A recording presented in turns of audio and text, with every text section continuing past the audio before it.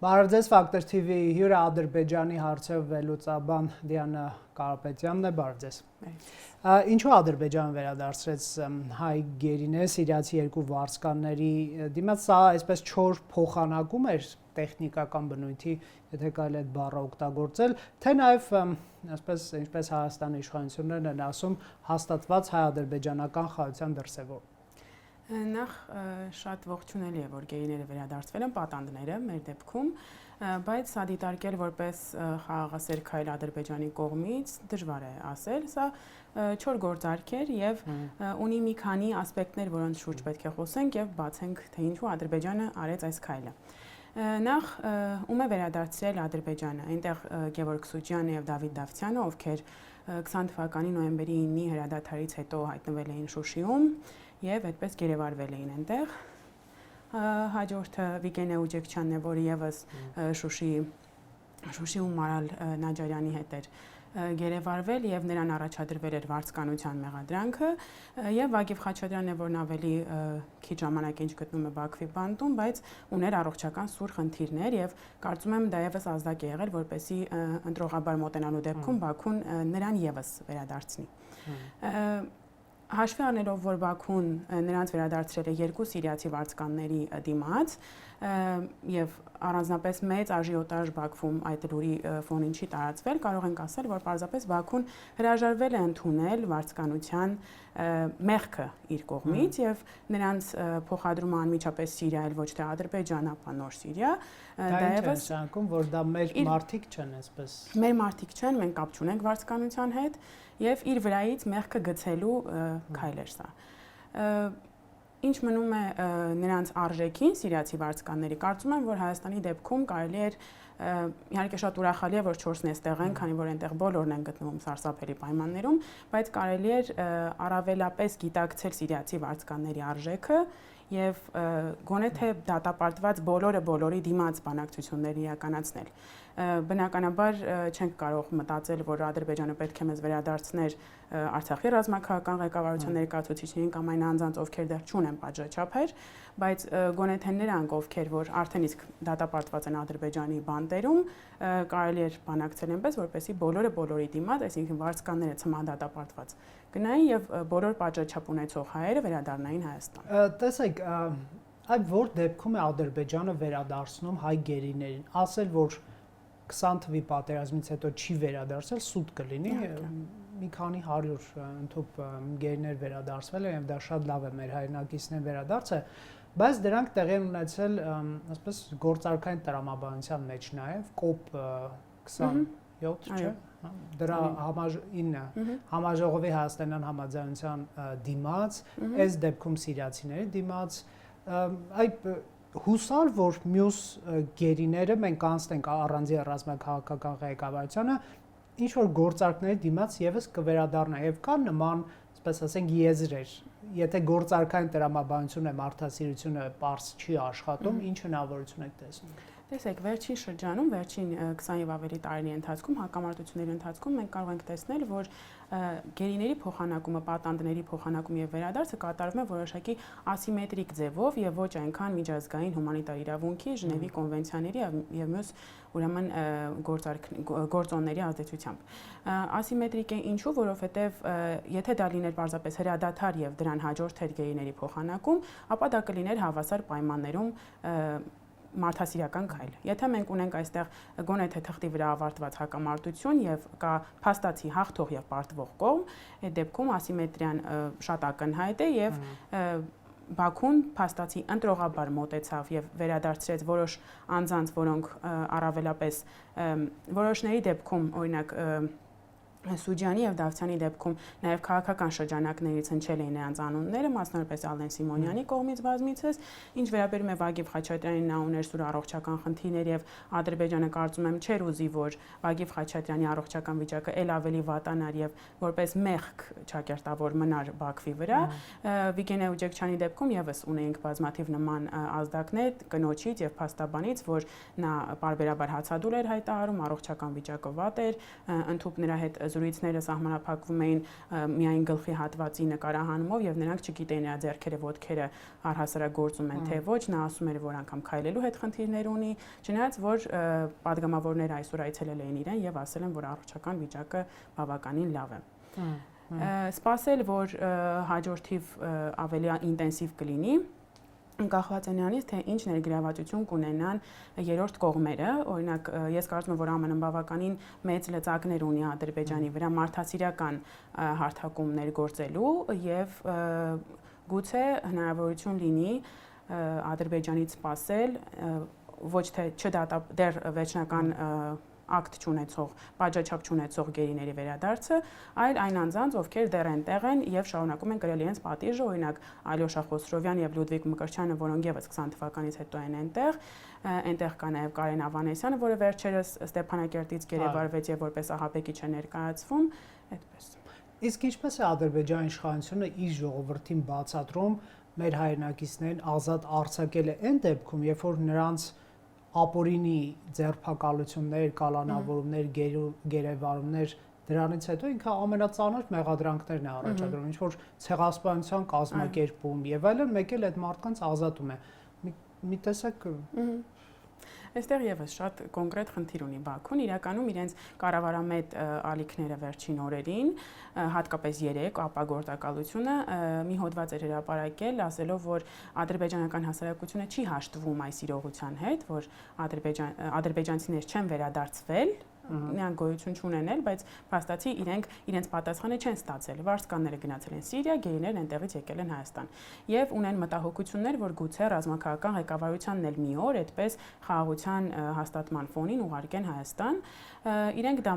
կտրականապես հերքել են, ասել են, որ նրանք ադրբեջանական հասարակության դեմ իբրև թե արել են ցեղասպանական գործողություններ եւ նրանց վերադարձը պարզապես անհնար է։ Միևնույն ժամանակ եւ Վիգեն Էուջեկչյանը եւ Վագիվ Խաչատրյանը եւս ունեին ծայրահեղ մեղադրանքներ իրենց մեղադրական ցանկում եւ ոնց են էլի արդարանում իրենց ժողովրդի առաջ։ Բացառապես խաղաղության հաստատման ֆոնին, որ իրենք խաղաղություն տարածող, խաղաղություն հաստատող ուժն են եւ պետք է տարածաշրջանում լինեն հենց գերակա դիրքում այդտեղ, դա իրենց օգուտ է։ Այսինքն նույնիսկ այս քայլը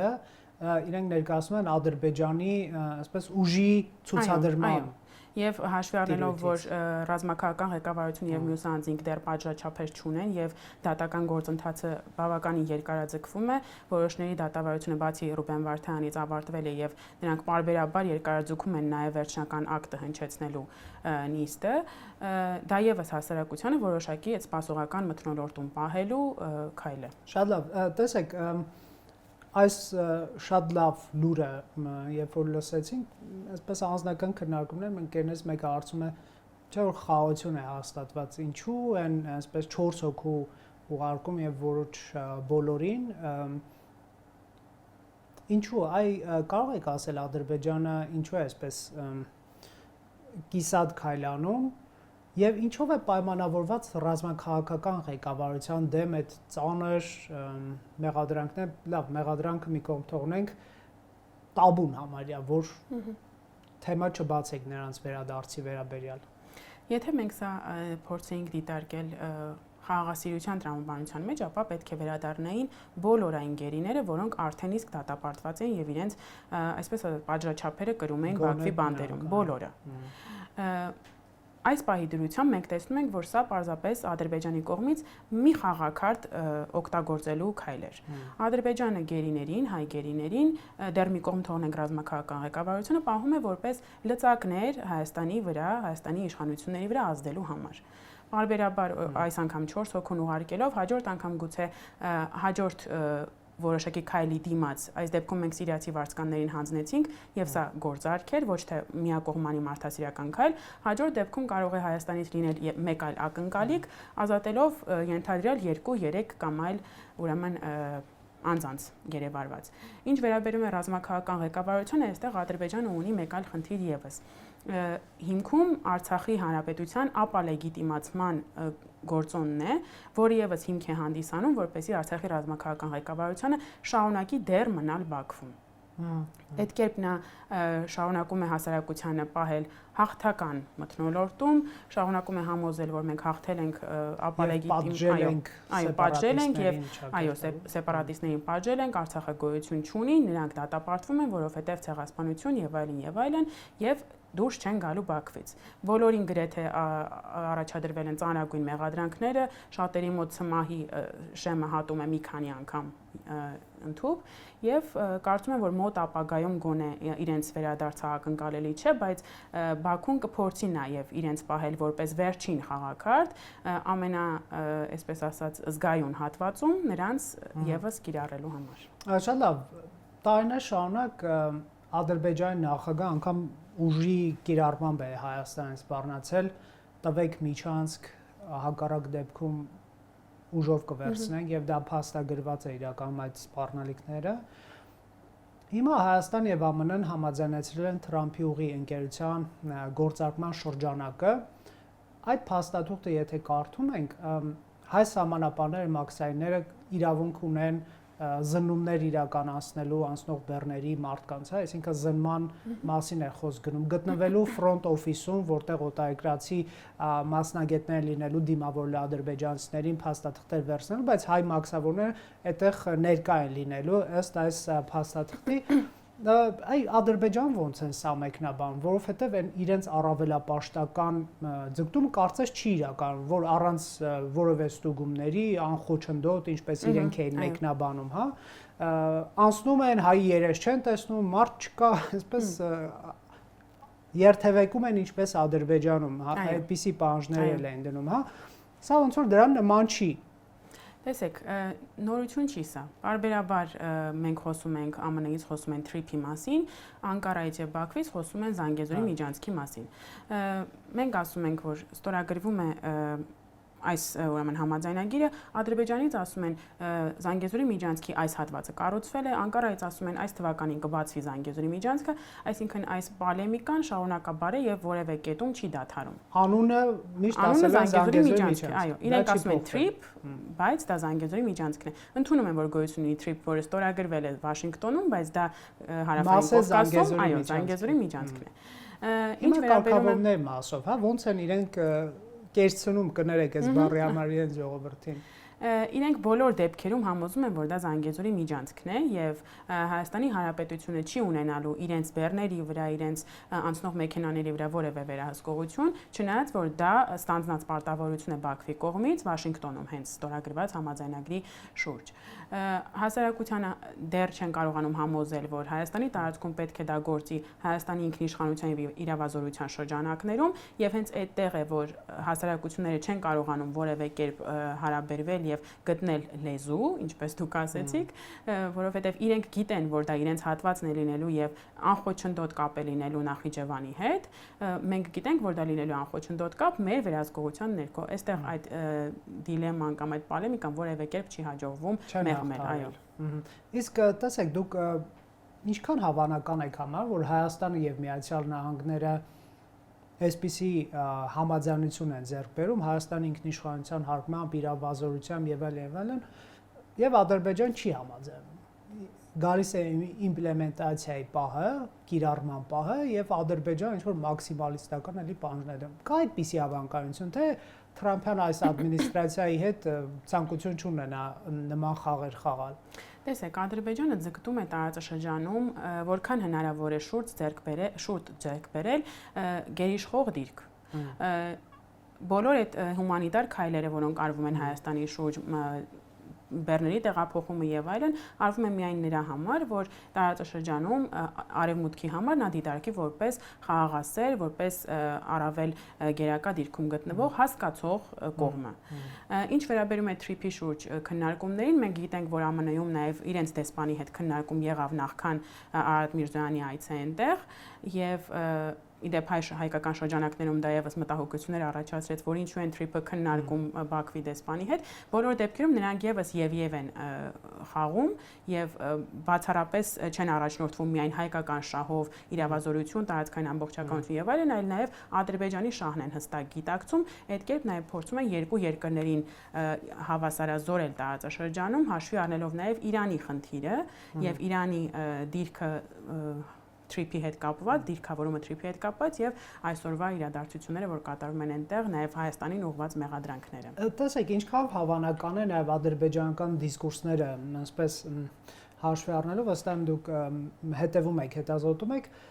որ Ադրբեջանը գա իր դեմքի փոփոխության, այսինքն ագրեսոր, հարձակվող, պատերազմ սանձազերծող, էթնիկ բռնի տեղահանող ուժից իրենք փորձեն իրենց դեմքը փոխել որպես, չգիտեմ, ասենք կոմունիկացիոն եւ էներգետիկ հաբ, առևտրի եւ համագործակցության կենտրոն, եթե երկրորդ տարբերակը լինի, առնվազն մեզ համար վատ չի, հա։ Կա այդպիսի դիսկուրս, որ Ադրբեջանի նշանակությունը փոխվում է, եկեք փոխենք, պատերազմը հետևում է մնացել եւ այլն։ Հանրային շրջանակում, եթե լսենք սոցհարցումներին, անգամ Հայաստանում, ապա այդ դիսկուրսը կա։ Հայության շրջանում կան որոշակի շրջանակներ, որոնք հավատում են, որ Ադրբեջանը փոխվել է եւ մենք ապրելու ենք խաղաղ եւ անխոչնդոտ եւ առանց պատերազմների տարածաշրջանում, բայց հաշվի առնելով թե ով է մեր հարևանը, դա պատկերացնել եւ դրա մասին հիմնային խոսելը բավականին թյուր կլինի այդպիսի կարծիք ունենալը։ Ադրբեջանը ակնհայտորեն չի գնալու որևէ դիրքային փոփոխության, դա իր ռազմական ծախսերն են հուշում, իր ռազմական դոկտրինի վերաբերյալ քննարկումներն են հուշում, թե ինչ զենքեր, զինամթերք է ցույց տալիս նա նոյեմբերի 9-ի իրենց շքերթի ժամանակ, առնվազն թույլ են տալիս մեզ ասել, որ նա չի պատրաստվում լիարժեք խաղաղության, այլ պարզապես տեսանելի մակարդակում արտաքին աշխարհի համար պետք է դիրքավորի այդ խաղաղասիրության սիմվոլ լինելու իր կերպարը, բայց նաև պատրաստ լինի ցանկացած հնարավորության դեպքում նաև ռազմական, նաև ուժի ցուցադրության։ Եվ Ադրբեջանի նախագահ հենց այդպես է ասում, որ խաղաղություն կլինի, եթե մենք զինվենք, հա։ Դա ինչ տրամաբանություն է իրենց պատկերացման։ Դա տարիներ շարունակ իրենց մոտ այդպես է եւ այդ 30 տարիներին, երբ իրենք փորձում էին իրենց մեջ այդ չհաղթածի, պարտվածի հոգեբանության հետ հարաբերվել եւ նաեւ հիմա, որ շարունակեն պահպանել այդ ճակերտավոր հաղթանակը, քանի որ իրենք պարբերաբար Հայաստանին մեղադրում են ռևանշի մեջ, մեղադրում են, որ Հայաստանը զինվում է եւ մի օր գնալու է եւ նորից Արցախը ազատագրելու է, այդ դրա համար նաև պարբերաբար ասում են, որ իրենք խաղաղության պայմանագիրը կնքում են ոչ թե իշխանությունների, այլ հայության հետ, հայ հանրության հետ, դա խոսում է այն մասին, որ իրենք չեն մոռացել ոչինչ եւ շարունակում են զինվել, պատրաստ լինել ցանկացած քայլի, ինչը մեզ եւս չի խանգարի։ Հա, միանշանակ։ Իսկ ինչպես եք բացատրում դեպի Հայաստան տրանզիտի արգելքի վերացումը, Ադրբեջանի նախագահ 907 բանաձևի չեղարկման տրամաբանության մեջ ասում են մենք երբեք էլ չենք շրջափակել Հայաստանին, հա, հետաքրքիր է, եթե չէր շրջափակել, ինչպես է վերացնում տրանզիտի արգելքը, այսինքն մի բան, որ արգելված չէր, ոնց է այդ արգելքը վերացվում, այդ ինչու է սա անում, որովհետև անգամ տնտեսագետներ, երեք այստեղ հյուր ունենք, իրենք զարմանում են, ասում են, տեսեք, շատ բան է, էլի, անսպասելի է առևտրի տրամաբանությունը մտնում, ավելի ուշ են պատկերացնում։ Շատ արագ է լինում իրականում եւ իրար անգամ հերթ չեն տալիս դեկտեմբերի 18-ին էր կարծեմ բենզինի առաջին խմբականակը որ եկավ, հունվարի 9-ին մենք երկրորդի մասին ենք լսում եւ արդեն 3 թե 3-4 օրը մենք լսում ենք որ մյուս խմբականակը ճանապարհին է կարծեմ 48 վագոն արդեն 92 մարկայի բենզին է գալիս, բավականին ինտենսիվ են աշխատանքներն այստեղ հասարակություններին խաղաղության, ճակերտավոր խաղաղության եւ կողք կողքի դրացիաբար ապրելուն դրամադրված եւ դրամադրող քայլեր են սրանք։ Հասարակությունները սովոր են սոցիալական հիշողություն ունենալուն եւ եթե դա կպնում է քո գրպանին, եթե դու գումար ես տալիս գնում ես մի բան, որն ադրբեջանական է, մեկ անգամ, երկու անգամ, երրորդ անգամ գուցե արդեն համակերպվում ես դրա հետ։ Ադրբեջանկանը եւ էժան է։ Այո։ Ինչպես է մեր մոտ լինում թուրքական լոլիկը, թուրքական հագուստը, մենք այլևս դադարել ենք ստուգել պիտակների վրա գրված է Թուրքիա, թե ոչ, որովհետև արդեն համակերպվել ենք, որ դե Թուրքիայում կարվում է, գալիս է Հայաստան։ Ինչ որ մի օր դա լինելու է նաև ադրբեջանական ապրանքների հետ։ Պարզապես այս փուլում բավականին խոցելի շրջանում է գտնվում հայ հասարակությունը եւ նրան շատ հեշտ է դիպչել նաև այդ հանգամանքներով եւ երկրորդ Ադրբեջանի կողմից սրանք քայլեր են, որոնք արվում են պատասխան չեն ակնկալում, որովհետեւ իհարկե Պապոյանը նշեց, որ մենք կարող ենք ալյումին արտահանել, կենդանիներ, ինչ որ միրգ եւ այլն, բայց տեսանելի մակարդակում գործողություններ չեն արվում եւ արդեն որերորդ անգամ է գալիս է բեռը, բայց պատասխան որևէ բան չի գնում եւ հասարակությանը պարզապես Ադրբեջանը խաղաղասեր է, Ադրբեջանը բաց է, Ադրբեջանը պատրաստ է աշխատել մեզ հետ, այդ տրամադրությունների մեջ պահելու համար արվում։ Իսկ ամերիկյան ձգտումները, այսպես ինչքանով հավանական որ Ադրբեջանը հասնի այդ բանաձևի չեղարկումը եւ դա իրենց շատ է, այսպես վնասում այդ բանաձևի գոյությունը, չէ՞ որ այդ բանաձևի ընդունման 20 քանի տարվա ընթացքում մի անգամ են ամենը կիրառվել, միշտ հետաձգվել է։ Վերջերս կարդում էի իրենց վերլուծական հոդվածներից մեկը, իրենց ԱԴԱ համալսարանի, որտեղ նշում էին, որ ԱՄՆ-ի հետ հարաբերությունները մարտավարականից արդեն բարձրացել են ռազմավարական մակարդակի եւ չնայած որ 907-րդ այդ կետը շարունակում է գործել, բայց բավականին թուլացած է այս պահին եւ չի չեղարկվում, որովհետեւ ամերիկան օրենսդիր պետություն է, այնտեղ մի քանի փուլերով պետք է անցնի եւ միայն քաղաքական կամքը բավարար չէ։ Այսինքն ասում են, որ քաղաքական կամքը կա 907-րդ այդ կետը չեղարկելու եւ Ադրբեջանի դեմ չօգտագործելու մասով, բայց քանի որ կան իրավական հարթակներ եւս, դա արագ չի լինելու։ Շնորհակալ եմ, կհետևենք իրադարձություններին։ Factor TV-ում հյուրընկալել ենք Դիանա Կարապետյան։